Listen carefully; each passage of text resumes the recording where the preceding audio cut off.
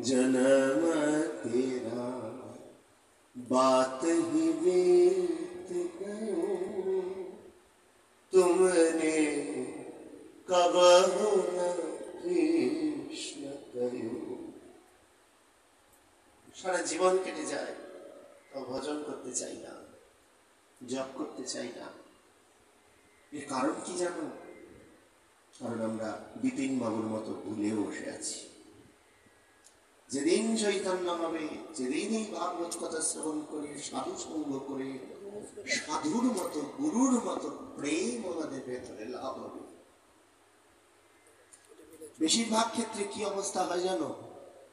এই তো গুরু গোসাই মানুষ, এই তো সাধু, একটু নিয়ে আসতে হবে ঘরে, খুব মঙ্গল হবে। আর সারা বছরে গুরুর সাথে সঙ্গ নাই, কোনো ভাগবতী বিষয়ে প্রশ্ন নাই, হরি কথা শ্রবণের লালসা নাই। শুধু ঘরে বছরে 2 দিন 4টে দিন একটু তিরিং তিরিং করলেই যেন সব ধর্ম আমাদের হয়ে গেল।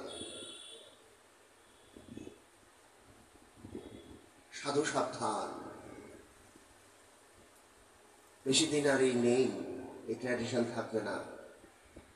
এই যারা বসে আছো না, এইরকম বসে থাকার লালসা এখন ইয়াং জেনারেশনের নেই। অতএব বেশি দিন আর অপেক্ষা করতে হবে না, আমাদেরই দেখে যেতে হবে হরিকথার আসর কাঁচকলা। অন্তত বঙ্গপ্রদেশ থেকে তো চলেই যাবে। কারণ আমরা প্রেম জাগাতে পারি নাই, প্রেমিক ভক্তগণের সঙ্গ করাতে পারি নাই সন্তানকে ছোট থেকে ওই কাশ্মীরের জঙ্গিদের মতো আজাদি শিখিয়ে দিয়েছি। কাশ্মীরের জঙ্গিদের একটাই শিখিয়ে দেয় বাচ্চাদের, আজাদি, মারো আর মরো।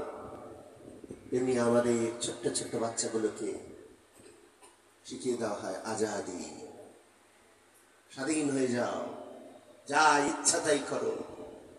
দূরাভাস যন্ত্রখানাকে মোবাইল রূপে যা ইচ্ছা তাই করো।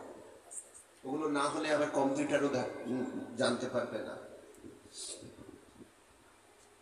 এমন যান্ত্রিক করে ফেলেছে আমাদের সন্তানদের, ওরা 2টো জিনিস বোঝে, লাভ আর লোকসান, আর কিচ্ছু বোঝে না। বাপ মাকে তিরস্কার করার মানসিকতা যাদের, তারা তো লাভ লোকসানই দেখছে। ঘরে ঘরে আমরা একা হতে শিখেছি, সন্তানগুলো একা একা মানুষ হচ্ছে, তাদেরকে একীভূত করতে শিখছি না। সব জায়গায় তিল তিল করে এইগুলি ঢুকে যাচ্ছে, কিন্তু প্রবিষ্ট হচ্ছে। আগেকার সৈন্যগণ যারা সোলজার ছিল, দেশ রক্ষার জন্য দায়বদ্ধ ছিলেন, তারাও আজকে যান্ত্রিক হয়ে গেছে। তারা এক একটা ওই দাবার বোর্ডের মতো হয়ে গেছে।